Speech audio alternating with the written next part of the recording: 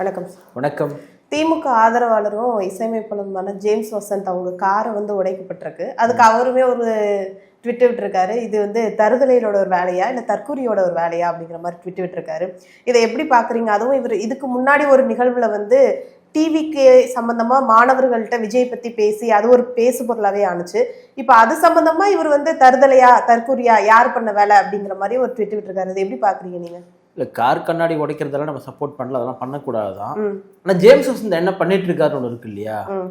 அவரு முழுக்க முழுக்க இப்போ யாரை வேணா ஆதரிக்கலாம், தப்பு கிடையாது. நீங்க திமுக ஆதரிங்க, விஜய் ஆதரிங்க, சீமானன் ஆதரிங்க, நீங்க யாரை வேணா ஆதரிங்க, அதெல்லாம் தப்பு கிடையாது. ஆனா நீங்க ஆதரிச்சுட்டு என்னவா நீங்க கன்வே பண்ண விரும்புறீங்கன்னு ஒன்று இருக்கு. இப்போ அவரோட டாக் ஷோ ஒன்று நீங்க பாத்தீங்கன்னா பல 2K கிட்ஸு, ஜென்சி எதை வேணா நீங்க எடுத்துங்க, எல்லாம் சின்ன பசங்க. ஒரு அரசியல் விஜய் ஆதரிக்கக்கூடியவங்க. நீங்கள் அவங்கள கூப்பிட்டு வச்சு ஷோ நடத்துறீங்க. முதல்ல ஒருத்தங்களுக்கு அரசியல் தெரியல, உங்களுடைய பாயிண்ட் ஆஃப் வியூக்கே வரும். அவங்களுக்கு அரசியலே தெரியல, அரசியல ஜீரோவாக இருக்காங்க, வாட் எவர் எது வேணா இருக்கட்டும். அப்படி அரசியல் தெரியாதவங்க கூட நீங்கள் அரசியல் அவங்களுக்கு சொல்லி தருவீங்களா? இல்லை அந்த சின்ன பசங்களை கூப்பிட்டு நீங்கள் ஹீரோ ஆகிறதுக்கு பார்ப்பீங்களா? என்ன பண்ணுவாங்க யாராவது இருந்தால்? நீங்கள் ஒரு நல்ல ஒரு அரசியல்வாதி, வாட் எவர் ஏதோ ஒரு நல்ல மனுஷன் ஏதோ ஒரு எடுத்துங்க. நீங்கள் அவங்களுக்கு அரசியல் தெரியலப்பா, அரசியல் தெரியாதவங்களை கூப்பிட்டு என்ன பண்ணுவாங்க? நீ அரசியல்னா என்னன்னு சொல்லி கொடுக்கணும். அங்க நான் அந்த வீடியோவை பார்க்குறேன். நான் எனக்கு அதை பார்க்கும்பொழுதே ஒரு பயங்கர இரிட்டேட் ஆகுது. முதல்ல என்னன்னா, அவங்கெல்லாம் உங்க பசங்க முதல் கிடையாது, உங்க சொந்தக்கார பசங்களும் ஒன்றும் கிடையாது, யாருடைய பிள்ளைகள்னா கூட அவங்க எல்லாமே எனக்கு தெரிஞ்ச எல்லாமே 18 வயசு தாண்டவங்கள தான் இருப்பாங்க. சரிங்களா? ஒவ்வொரு மனுஷனுக்கும் உண்டான ரெஸ்பெக்டை கொடுக்க வேண்டியது அவங்களுடைய கடமை. சரிங்களா? ஆனா அவர் என்ன பண்றாருன்னா, நீ வா போ இப்படிலாம் பேசுறாரு. உங்கள் வீட்டு பிள்ளைகளை யாராவது ஒருத்தர் நீ வா போய் என்ன பண்ணுறீ உட்காராங்க போ, இதெல்லாம் நீ கேட்கக்கூடாது. வா இங்க ஓ, உங்கள் பையன் உங்கள் பசங்க யாராவது ஒருத்தர் பைக் ஓட்டு போகிறாங்க. சரிங்களா? ஏதோ ஒரு போலீஸ்காரு பைக் நிறுத்துறாரு. பைக் நிட்டு வாடா இங்க என்னடா பண்ணுங்கிற நீ, போடா அப்படின்னு சொல்லிட்டு மிரட்டினா நீங்கள் சும்மா இருப்பீங்களா? நீ போலீஸ்காரனா இருந்தால் நீ பையனை மிரட்டலாமான்னு கேட்பீங்களா? கேட்க முடியும். ஏன்னு கேட்டால் நீங்கள் சமுதாயத்துக்கு தெரிஞ்ச ஒரு நபராக இருக்கீங்க, நீங்கள் அவங்களே கேள்வி கேட்பீங்க. சரிங்களா? ஆனால் நீங்கள் சாதாரணமாக அது போலீஸ்காரெலாம் அப்படி கேட்கறதுக்கு ரைட்ஸ் கிடையாது. நம்ம அதையுமே சொல்கிறேன், நம்ம ஒரு விழிப்புணர்வே சொல்கிறோம். ஒரு போலீஸ்காரரை கூட உங்களை வண்டி நிறுத்தி நீ வா போ வாடா போடான்னு பேசுறதுலாம் எந்த ரைட்ஸும் கிடையாது. சரிங்களா? இந்த விஷயத்துக்கு வந்துடுறேன் நான். அந்த மாதிரி ஒருமையில் பேசுறாரு. இது என்ன விதமான மனநிலைன்னு ஒன்று இருக்குது. இதே ஜேம்ஸ் வசந்த் தான் இளையராஜா ஒரு மோசமான மனிதன் பேசுனவர். இளையராஜா மோசமான மனிதன்னா ஊரா வீட்டு பிள்ளைங்களை நீ வா போன்னு சொல்லிட்டு உரிமையில பேசுற, நீ ஒண்ணுமே தெரியாதவங்க மாதிரி பேசுறேன்னா இப்போ நீ எவ்வளோ இழிவான மனிதன்? நீ கேள்வி எழுப்ப மாட்டாங்களா? இப்போ இளையராஜா தனிப்பட்ட முறையில் உங்க கண்களுக்கு இளையராஜா யாரையும் மதிக்க மாட்டாரு, ரொம்ப கர்வமா இருக்காரு நீங்க சொல்லிக்கலாம். நான் என்ன சொல்றேன்னா, அறிவு இருக்க வேண்டிய இடத்துல அறிவு அதிகமாக கர்வம் இருக்குதான் செய்யும். அது கர்வம்னு கிடையாது, அது அவங்களுக்கு உண்டான திறமையினுடைய ஒரு அதிகாரம். அது இப்போ அம்மையார் ஜெயலலிதா இருந்தாங்க. அம்மையார் ஜெயலலிதா அவங்ககிட்ட யாருமே சேர்க்க மாட்டாங்க, யாராக இருந்தாலும் டிஸ்டன்ஸ் தான் மெயின்டைன் பண்ணுவாங்க. ஏன்னு கேட்டால் அது அவங்க சுபாவம், அவங்க அப்படி தான் இருந்தாங்க. அதுக்காக ஜெயலலிதா அவர்கள் நம்ம பேச முடியும், பேசுனார் அப்படி பேசியிருப்பாரு, அவங்கள பேச முடியுமா? ஒவ்வொரு மனிதனுடைய இயல்பு என்பது வேற. இப்போ இளையராஜா ஏன் உங்களுக்கெல்லாம் இறங்கி வரணும் நான் என்ன கேட்குறேன். இளையராஜா ஒரு இசையமைப்பாளர், உங்கள்கிட்ட எனக்கு ஓட்டு போட சொன்னாரா, இல்லை எனக்கு எனக்கு பணம் கொடுக்க சொன்னாரா? அவரோட வேலையில பர்ஃபெக்டாக இருக்காரு, நீ அந்த வேலையில கொஸ்டின் பண்ணு. வேலைலாம் சூப்பரான வேலை தான், ஆனால் அவர் ரொம்ப மோசமான மணி. எங்கே இப்போ இளையராஜா மேலே எதனா கேஸ் எதனா இருக்குதா, இல்லை எதனா குற்றச்சாட்டு எதனா இருக்குதா? இவங்களுக்கு அந்த புத்தின்னு ஒன்று இருக்கும். ரெண்டாவது அது எங்கே வெளிப்படுத்த நான் பார்க்குறேன்னா ஒரு பொறாமை, ஒரு வயிற்றுச்சல், நம்மளால அவ்வளோ பெரிய ஆள் ஆக முடியல அப்படின்ற ஒரு வயிற்றுச்சல். சரி, அதை விட்டுருவோம் நம்ம. இப்போ இந்த கொஸ்டின் வரும். நீங்கள் அந்த வீடியோ பார்த்தீங்க இல்லையா, அதில் ஒரு என்னென்ன கேள்வி கேட்டாருன்றது நீங்கள் சொல்லுங்க. நீங்கள் அந்த வீடியோலுமே அந்த பசங்க சொன்னாங்க, எதுக்கு டெபுட்டி சிஎம்மா உதயநிதியை விட்டுருக்காங்க அப்படிங்கிற மாதிரி ஒரு கொஸ்டின் கேட்டிருந்தாங்க. வாரிசு அரசியலை பத்தி கேட்கிறாங்க. இது எவ்வளவு சரியான ஒரு கேள்வி. அவர் கேட்கிறாரு, இந்த வாரிசு அரசியல உனக்கு என்ன பிரச்சனை அப்படின்னு கேட்கிறாரு. இந்த வாரிசு அரசியல் யாருக்கு என்ன பிரச்சனை வருதோ இல்லையோ, வாரிசு அரசியல் என்பதே முழுக்க முழுக்க தலித் மக்களுக்கு முதல்ல எதிரானது. ஏன்னா அவங்க தான் இன்னும் பார்த்தீங்கன்னா ஆட்சி அதிகாரத்தை நுகர முடியல. ஏதோ பேருக்கு ஒரு அமைச்சர் 2 அமைச்சர் சொல்லிட்டு கொடுக்குறாங்க. இப்போ இவங்களுக்கு வாரிசு அரசியல் இருப்பதற்கான அதனுடைய அந்த மோசமான சூழல் உங்களுக்கு தெரியாமல் இருக்கும். இப்போ உதயநிதி அவர்களுக்கு துணை முதலமைச்சராக எப்படி வந்தாரு, வேற யாருக்கும் தகுதியே இல்லையா, திமுக யாருக்கும் தகுதியா இல்லையான்ற கேள்வி அறிவுபூர்வமானதா இல்லையா, அது நியாயமானதா இல்லையா? அப்படிப்பட்ட மாணவர்கள்கிட்ட அதனால உங்களுக்கு என்ன பிரச்சனை? இப்போ ஜெயரஞ்சன் கேட்டாரு, திட்டக்குழுவினுடைய அந்த துணைத் தலைவரோ தலைவராக இருக்கக்கூடிய ஜெயரஞ்சன், பொருளாதார வல்லுநர், அந்த நெறியாளர் கேள்வி கேட்கும்போது இந்த மாதிரி வரிகள்லாம் இவ்வளோ கூடி போயிருக்குது, வேர்ல்டு பேங்க்லேருந்து இவ்வளோ லட்சம் கோடி பணம் இருக்குது, கடன் வாங்கியிருக்கிறோமே, இத்தனை லட்சம் கடனை எப்படி அடைக்க போகிறோன்னு கேட்டால் என்ன சொன்னார்? உங்களுக்கு என்ன பிரச்சனை? உன்னை யாரா கேட்க போறாங்களா? இந்த மாதிரி கேள்விகளுடைய நீச்சு தான் இது. அப்போ அவங்க ரொம்ப நேர்மையா வந்து கேட்குறாங்க, வாரிசு அரசியல் ஒழிக்கப்படணும் தானே? ஆமா, ஒழிக்கப்படணும் தான். இப்போ காங்கிரஸ் ஏன் 3 முறை வர முடியல, ஏன் எழுந்துக்கவே முடியலன்னா, பிஜேபி மேல நீங்க 1000 விமர்சனம் வச்சாலுமே கூட பிஜேபியில காங்கிரஸ் மாதிரி திமுக மாதிரி அப்பட்டமான மோசமான வாரிசு அரசியல் நீங்க பார்க்க முடியாது.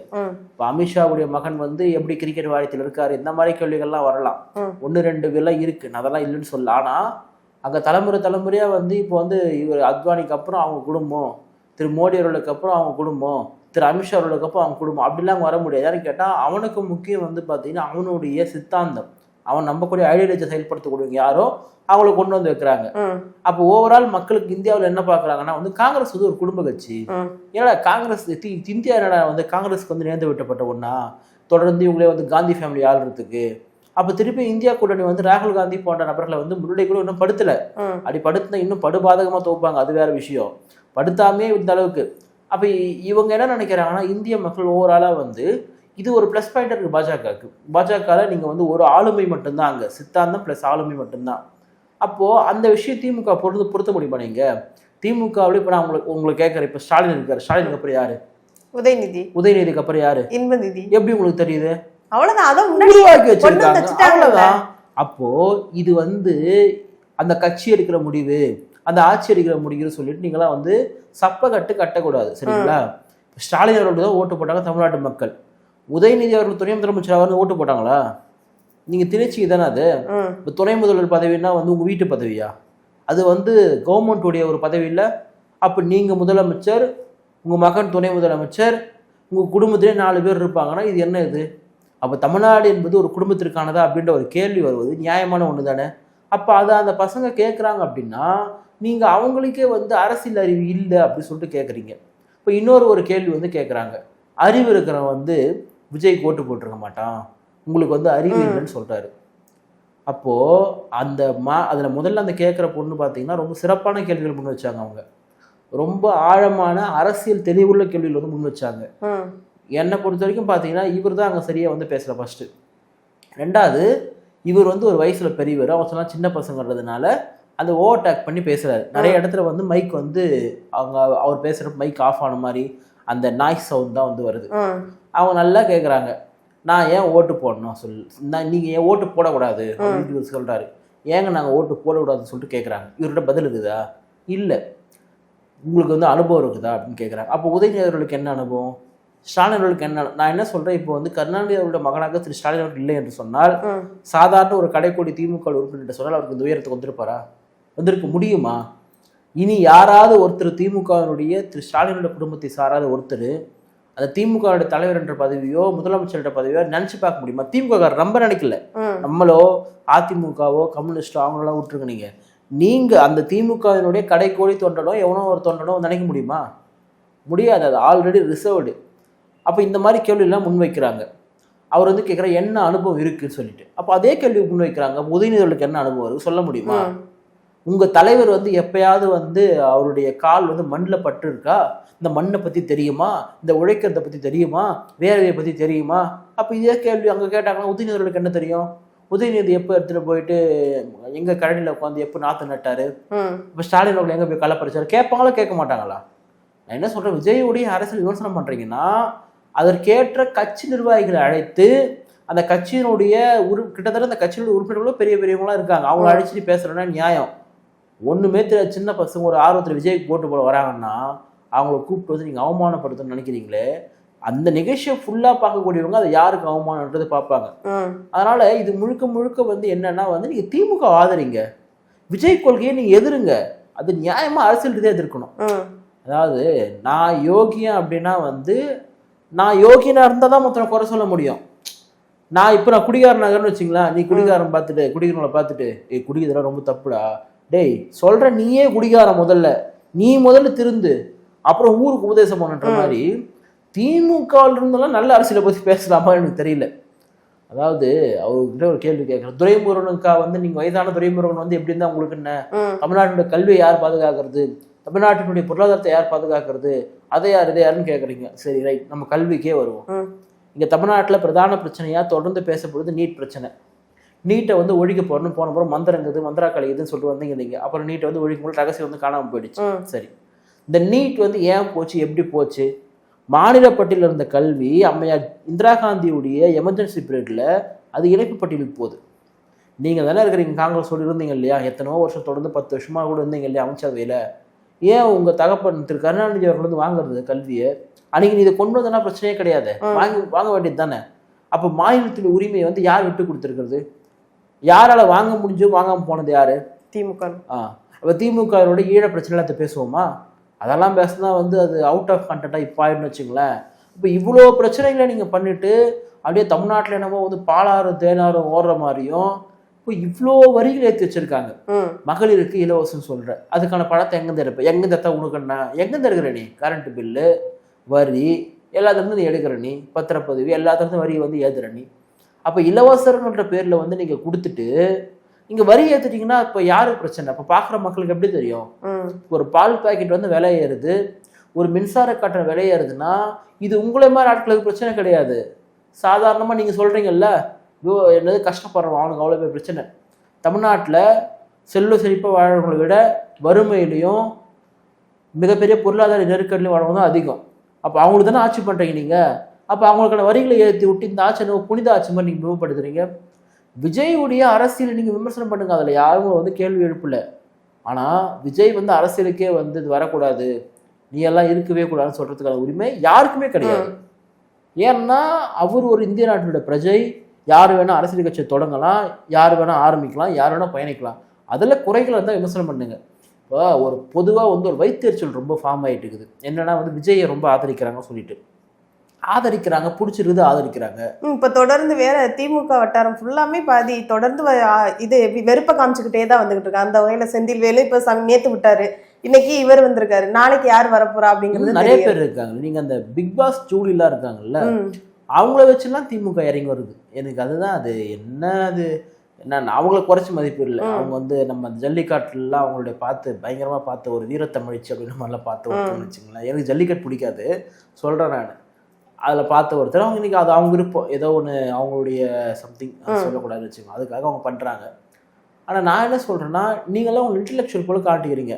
இந்த ஜேம்ஸ் வசந்தெல்லாம் பார்த்தீங்கன்னா நிகழ்ச்சியிலே பார்த்தீங்கன்னா ரொம்ப இவர் மட்டும் தான் அறிவாளி, யாருக்குமே அறிவே கிடையாது. இப்போ நீங்கள் கோபிநாத் அவருடைய நிகழ்ச்சி இருக்கு இல்லையா, அதுக்கும் இந்த மாதிரி ஆட்கள் நிகழ்ச்சிகளுக்கும் வித்தியாசம் நீங்கள் வந்து பார்க்க முடியும். அவர் வந்து எப்பொழுதுமே பார்த்தீங்கன்னா தான் மட்டும்தான் அறிவாளின்னு சொல்லி நிறுவ முயல மாட்டார் திரு கோபிநாத் அவர்கள். அவருடைய நிகழ்ச்சிகள் பார்த்தீங்கன்னா ரொம்ப நேர்மையாக ஒரு பக்கம் வந்து ஒரு ஸ்டாண்ட் எடுக்கலாம், ஸ்டாண்டில் ஒரு நியாயம் இருக்கும். ரெண்டு பேரையும் உட்காரவங்களுக்கு உரிய அந்த மரியாதையை வந்து கொடுப்பாரு. நீங்கள் சின்ன பசங்கன்றதுக்காக அவ்வளோ ஒரு மோசமாக நீ வா போ அதெல்லாம் பேசுறீங்க. நீங்கள் அப்படிலாம் பேசிட்டு நீங்கள் அரசியல் பாடம் எடுக்கிறீங்க. இப்போ விஜய்க்கு வந்து ஓட்டு போட்டாங்க அப்படின்ற வயசு வச்சுட்டு உங்களுக்கு இருக்குது. இப்போ செந்தில்வேலன் என்ன சொல்கிறாரு, நீ வந்து சோறு சாப்பிட்றேன்னா அந்த சோத்துக்கு காரணம் திமுக, உப்பு போட்டு சோறு சாப்பிட்றல அப்படின்ட்டாரு. இன்னைக்கு தமிழ்நாட்டை விட தெலுங்கானா போன்ற ஆந்திரா போன்ற இடங்கள்லாம் வந்து உங்களுக்கு வந்து இந்த ஐடி துறையில் நம்மளை விட அவங்களுக்கு வந்து பல லட்சம் கோடி வந்து டேர்ன் ஓவர் பண்ணுறாங்க. பல மாநிலங்கள் நம்மளை விட அதிகமாக பண்ணுறாங்க. அப்போ இதோட டேட்டாலாம் எதுவுமே நீங்கள் எடுக்காமல் சும்மா நான் என்ன சொல்கிறேன், உங்களுக்கே வயிறு எடுக்குது எனக்கு புரியல. இப்போ திமுகவை அப்படி காப்பாற்ற வேண்டிய அவசியம் உங்களுக்கு ஏன் கொடுத்து வந்திருக்குன்னு எனக்கு புரியல. நீங்கள் திமுகவோட எம்எல்ஏ எம்பி ஒன்றும் கிடையாது. ரெண்டாவது, இவரை திமுக புறக்கணிக்குதுன்ற மாதிரி பல ஆடியோக்கெல்லாம் நான் கேட்டேன். அந்த ஆடியோ உண்மையாக பொய்யான்னு எனக்கு தெரியாது. ஒரு ஆடியோலாம் நான் கேட்டேன். நான் அந்த குணாக்கெல்லாம் பண்ணுறாங்க, கார்த்திகை செல்வனுக்கெல்லாம் பண்ணுறாங்க, எனக்கு எதுவும் பண்ணலையே அப்படின்னு ஒரு ஆடியோ வந்து நான் கேட்டேன். நான் அவங்கெல்லாம் ஒன்று பண்ணிட்டாங்களா, ஒரே மனசே கஷ்டமாக இருக்குன்ற மாதிரி ஒரு ஆடியோ ஒன்று இவர் பேசுனதா வந்து பரப்பி விட்டுருந்தாங்க நீங்கள் அந்த ஆடியோ, சரிங்களா? அப்போ திமுக இவருக்கு வந்து பெருசாக எதுவுமே பண்ணல முதல்ல. அப்போது ஏதோ கொஞ்சம் பண்ணிக்கிறாங்க, அதுக்கே இவ்வளோவா? எனக்கு தெரிஞ்சு இப்போ இவரெல்லாம் ஏன் ஒன்றும் திமுக வந்து இவர் வந்து மெம்பர் ஆக்கல அப்படின்றது தெரியல எனக்கு. நான் நிறைய கேள்விப்படுறேன், எல்லாத்தையும் நம்ம வெளியே பேசக்கூடாது, அது உறுதியாக தகவலாக நான் ஒரு நாளும் சொல்ல மாட்டேன். அதனால் விஜயுடைய வருகை என்பது எந்த கட்சிக்கு ஆபத்துன்றதை விட திமுக பெரிய ஆபத்தாக இருக்குது. இப்போ திமுக என்ன பண்ணுதுன்னா, தனக்கான இப்போ அரசியல் ரீதியாக அரசியல்வாதிகளை பேச வச்சா ரொம்ப அம்பலமாயிடும். என்னப்பா விஜய்க்கெல்லாம் வந்து சொல்கிறாங்களே, நீங்கள் பார்த்தீங்கன்னா திரு ஸ்டாலின் அவர்களோ திரு உதயநிதி அவர்களோ திரு விஜய் அவர்களோ ரொம்ப கடுமையாக எதிர்த்து பேசியே இருக்க மாட்டாங்க. சும்மா அப்படி இப்படிதான். ஏன்னா இவங்களுக்கு வந்து அவர் ஒரு கணக்கே இல்லையா அப்படி காட்டுறாங்க. ஏன்னா அவர் தானே சொல்றாரு ஸ்டாலின் சார்னு சொல்லிட்டு, இவங்க சொல்ல மாட்டாங்க இல்லையா. அதனால வந்து அவங்க பேசவே மாட்டாங்க. அவங்க பேசாம என்ன பண்ணுவாங்க, அதுக்கு கீழே இருப்பாங்க இல்லையா இந்த மாதிரி ஆட்கள், இவங்கள வச்சு இதை கூட பேசுவேன் நீ. ரெண்டாவது அப்படி தனிப்பட்ட வாழ்க்கையை பேச ஆரம்பிச்சிடறாங்க. அது எவ்வளோ கேவலமான விஷயம், தேவையாது. அப்படி தனிப்பட்ட வாழ்க்கை வந்து எடுத்து சரி நீ அவர் தனிப்பட்ட வாழ்க்கையை எடுத்து வெளியே அதை பற்றி பேசுனீங்க. நான் சொல்கிறது அவங்களுடைய மனைவி சார்ந்தது கிடையாது. முன்னாடியே யார்கிட்ட ஃப்ளைட்டில் போனார், எங்கள் கல்யாணத்துக்கு போனார், இதெல்லாம் நீ போட்ட சோஷியல் மீடியாவில் எல்லா நியூஸுமே எல்லாருக்கிட்டுமே வந்து கூடி சீக்கிரமே சேர்ந்தது, எல்லாருக்குமே எல்லாமே தெரியும். இதெல்லாம் தெரிஞ்சு தான் தமிழ்நாட்டு மக்கள் எங்கே பார்த்தாலும் விசிலுக்கு ஓட்டு போட்டேன், விஜய்க்கு ஓட்டு போட்டேன் அப்படின்றத சொல்கிறாங்க. அப்போ உங்களால் என்ன படம் பண்ண முடிஞ்சுதுன்னு கேட்கணும் இல்லையா? இப்போ விஜய்க்கு வந்து விசிலுக்கு வந்து ஓட்டு போட்டாங்க சொல்லக்கூடியவங்களாம் என்ன பண்ண முடிஞ்சுது? சரி தற்கூரிகள் சொல்கிறேன், இதே ஜேம்ஸ் தற்கூரிகள் சொல்கிறேன். அவங்கள தற்கூரிகளாக வளர்த்தது யாரு? அவன் தற்கூரியாக போனதுக்கு காரணம் யார்? நீ சொல்லு. தற்கூரினா என்னை பொறுத்த வரைக்கும் வந்து படிப்பறிவு இல்லாத சொல்ல வரையா நீ? தற்கூரிக்கு இன்னொரு வரலாறு ஒன்று வந்து இருக்கு, அது வேற வரலாறு. உன் கண்ணோட்டத்துக்கு வந்து அவன் படிப்பறிவு இல்லாதவன் தெளிவில்லாதவன் சொல்ல வச்சுக்க. சரி தெளிவில்லாத ஒரு இளைஞர் கூட்டத்தை வளர்த்தது யாரு? திமுக. நீங்க தானே ஆட்சியில் வந்து இருக்கிறீங்க. இந்த சமூக நீதி கல்வி, பகுத்தறிவு கல்வி, பெரியார் தான் எங்க முன்னோடி, மாணவம் அறிவு மனிதனுக்கு அழகு பலதெல்லாம் பேசுறீங்கல்ல. ஸ்கூல்ல எடுத்துட்டு போய் நீ வந்து வகுப்பு நடத்துறது, நடிகனா மட்டும் பாடுறா, அது நல்லா பாக்காரா நீ சொல்ல மாட்டியான்னு கேட்டா உங்க வீட்லயே இருக்கிறாங்க எப்படி நீ சொல்லுவ? அண்ணா உதயநிதி அண்ணன் யாரு? நம்ம ஐயா ஸ்டாலின் யாரு? நீங்க எல்லாமே துறை சார்ந்தவங்க தானே. உங்களுக்கு அந்த துறை என்பது உங்களை மக்களிடத்திலிருந்து கொண்டு செல்வதற்கு ஒரு பெரிய பிம்பம் வந்து தேவைப்படுது. அதை நீங்க வந்து காமிச்சுக்கிறீங்க. அதாவது தமிழ்நாட்டை போல ஒரு திரைப்படத்துறையை தூக்கி கொண்டாடக்கூடிய கவர்மெண்ட் வேற எங்கேயும் கிடையாது. இது ரொம்ப ஒஸ்ட்ன்னு சொல்றேன் நான். ஒரு கவர்மெண்ட் திரைப்படத்துறையை வந்து தூக்கி கொண்டாடுறது, அப்படியே அவங்களுடைய கண்ணீரை தொடக்க போக சொல்றது, விருதுகள். ரெண்டாவது இவங்க ரெண்டு பேருமே சரி, ஐயா கருணாநிதி அவர்களும் சரி, அம்மையா ஜெயலலிதா அவர்களும் சரி, மாறி மாறி அவங்க ஆட்சி காலத்தில் பார்த்தீங்கன்னா இவங்களை புகழ்வதற்காக நடிகர்களை கூப்பிட்டுப்பாங்க. இப்போ லாஸ்ட்டாக கூட நீங்கள் பார்த்தீங்கன்னா திரு எம்.கே. ஸ்டாலின் அவருடைய இதில் வந்து இளையராஜா அவர்கள், அதுக்கப்புறம் வந்து ரஜினிகாந்த் அவர்கள், கமலஹாசன் அவர்கள், அது இளையராஜாவுக்கான நிகழ்வு. ஆனால் அதில் யாரை வந்து மெயின்பாக பண்ணுறாங்க அது வந்து பண்ணிப்பாங்க. இவங்க இப்போ அம்மையார் இது ஐயா கருணாநிதி வந்து இருக்காருன்னா அவர் உட்காந்துட்டு இருப்பாரு. ரைட் சைடில் பார்த்தீங்கன்னா திரு ரஜினிகாந்த் அவர்கள், லெஃப்ட் சைடில் கமலஹாசன் அவர்கள். இப்போ விரும்புகிறாங்க அதை. அப்போ நடிகர்கள் வந்து உங்கள் கூட இருந்தால் தான் நீங்கள் விரும்புகிறீங்க. அப்புறம் அதே நடிகர்ல உச்சமாக இருக்கக்கூடிய ஒருத்தர் வந்து அரசியல் கட்சி தொடங்கி அவர் சொல்லக்கூடிய சில விஷயங்கள் மக்களுக்கு பிடிச்சி போயிட்டு ஓட்டு போடுறாங்க, அது உங்களுக்கு பிடிக்கல. இப்போ விஜய்க்கு மெயினாக ஓட்டு போடுறதுக்கு காரணம் என்ன? உங்கள் மேலே இருக்கிற வெறுப்பு. வேற என்ன முக்கிய காரணம் என்ன? இந்த ஆன்டி இன்கம்பன்சி தானே ஒர்க் பண்ணியிருக்காங்க. நீங்கள் இப்போ திமுக நல்லாட்சியே கொடுக்குது அப்படின்னா, இப்போ ஒரிசாலாம் ஒரு முதலமைச்சர் வந்து இருந்தார், அவரெல்லாம் தொடர்ந்து வந்து முதலமைச்சர் இருந்தார். ஏன் உங்களால இருக்க முடியல? ஏன்னு கேட்டால் உங்களை மக்கள் விரும்பலை. இப்போ மோடி அவர்களே பார்த்தீங்கன்னா குஜராத்தில் தொடர்ந்து முதலமைச்சரெல்லாம் இருந்தார். அந்த மாதிரி கூட உங்களால் வர முடியலையே, என்ன காரணம்? திமுகவோட வரலாற்றிலே திமுக 2 முறை வந்தது கிடையாது. அதிமுக வந்திருக்கு, எம்ஜிஆர் அவருடைய பிரிவில் வந்திருக்கு, அம்மையார் ஜெயலலிதாவுடைய பிரிவில் வந்திருக்கு. இப்போ ஒருவேளை நீங்கள் வந்துடுவீங்களோ சொல்லிட்டு உங்களுக்கு வந்து ரொம்ப சந்தோஷமாக காத்துட்டு இருக்கீங்க. ஆனால் சில உண்மை தகவல்கள் உங்களுக்கு தெரியும்னு நினைக்கிறேன். ஆனால் இப்போ எங்கே பார்த்தாலுமே விசிலுக்கு தான் ஓட்டு போட்டேங்கிற மாதிரியே தான் பாதி மக்கள், வயசான பாட்டியிலிருந்து ஒரு வயசு பசங்கள்ல இருந்து எல்லாருமே விசிலுக்கு தான் நான் ஓட்டு போட்டேங்கிற மாதிரி தான் சொல்றாங்க பரவலா. ஆனா எந்த தைரியத்துல திமுக வின்னாகுன்னு சொல்லிட்டு எல்லாருமே சமூக வலைத்தளத்துல சொல்லி திமுக வின்னாகுன்னு சொல்லிட்டு யார் சொல்றது? திமுக மட்டும் தான் சொல்லுது. திமுக வந்து வின்னாகலன்றதை விட விஜய் பெரிய தாக்கத்தை ஏற்படுத்துவார். அதாவது அவங்களுடைய இப்போ ஒவ்வொரு கட்சியுமே பார்த்தீங்கன்னா நாங்கள் ஜெயிக்க போட்டதை நம்புவாங்க. இப்போ விஜய் கட்சிகிட்ட போய் கேட்டீங்கன்னா யார் ஜெயிக்க போறோம்? நாங்கள் ஜெயிக்க போறோம். அதிமுக நாங்கள் ஜெயிக்க போறோம். திமுக போய் நாங்கள் ஜெயிக்க போறோம். ஆனால் பொதுவான வாக்குகள் யாருக்கு இருந்தாலும் விஜய்க்கு வந்திருக்கு. அப்போ எனக்கே ரொம்ப ஒரு பெரிய ஒரு என்ன சொல்கிறது ஒரு ஆர்வமாக இருக்குது. என்னென்ன ரிசல்ட் என்ன ஆகும், உண்மையாகவே யார் வர போகிறாங்க அப்படின்றத கணிக்கவே முடியல இல்லையா? ஏன்னா உங்களுக்கு திமுக வரணும் இல்லை அதிமுக வரணுன்றது நீங்கள் சொல்கிறீங்க. ஆனால் ஓட்டு பார்த்தீங்கன்னா விஜய்க்கு விழுந்திருக்குன்னு சொல்கிறாங்க. திமுக அதிமுக டிசைன் பண்ண போகிறாங்க ஃபேக்டர், ஓகே ரைட், நான் ஏற்றுக்கிறேன். ஆனால் ஒட்டுமொத்த ஓட்டும் எங்கே பார்த்தாலும் விஜய் விஜய் விஜய் விஜய்ன்னு சொல்லும் பொழுது அப்போ அந்த ஓட்டு என்னதான் பண்ணும்? வெறுமனே ஓட்டை மட்டுமே பிரிக்குமா? ஒரு கேள்வி வருது இல்லையா? இப்போ 8 விழுக்காடு எடுத்தாரு திரு விஜயகாந்த் அவர்கள். 8 விழுக்காடு எடுத்தாரு முதல் தேர்தலில். பல தொகுதிகளில் 2ஆம் இடம் வந்தார். இவர் சட்டமன்றத்துக்கு போனார். 8 விழுக்காடு எடுத்த விஜயகாந்தே அப்படின்னா சாதாரணமாக இவர் டபுள் ஆக்குவார் விஜய். அப்போ அவர் எப்படி ஆகார்? வெறுமனையா வந்து ஓட்டை மட்டும் பிரிப்பாரா? அது ஒரு கேள்வி வருது இல்லையா? உங்களை புரிஞ்சுக்க முடியாது சொல்ல வருது. இப்போ ஒரு 16 விழுக்காடு 20 விழுக்காடுன்றது ஓட்டை மட்டுமே பிரிக்க முடியாது. அது சில சீட்டை வந்து இன்க்ரீஸ் பண்ண முடியுமே. சீமான் 8 விழுக்காடு வச்சிருக்காரு. அது உங்களுக்கு மாற்றத்தை விரும்பக்கூடியவங்க செலுத்தின வாக்கு, அவங்களால வெற்றி பெற முடியல. விஜயகாந்த் அவர்கள் அதை விட கொஞ்சம் கூடுதலாக வாங்கினார் முதல் தேர்தலில். ரெண்டாவது ஒரு முகத்திற்காக விஜயகாந்த் என்ற ஒரு நபராக சட்டமன்றத்துக்கு முதல்ல போனாரு. விஜயகாந்துக்கு அந்த தாக்கமே ரொம்ப பெருசா இருக்கு. எம்ஜிஆரை போல விஜய் என்று சொல்கிறார்கள். என் பார்வைக்கு இன்று எம்ஜிஆரை விட விஜய் ரொம்ப பெருசா தெரிறாரு. அந்த பிம்பம் சொல்றேன். அந்த ஒரு சோசியல் மீடியா வந்து இவ்வளவு ஹைப் இருக்கிறதுன்னு நமக்கு அப்படி தெரியுதான்னு தெரியல.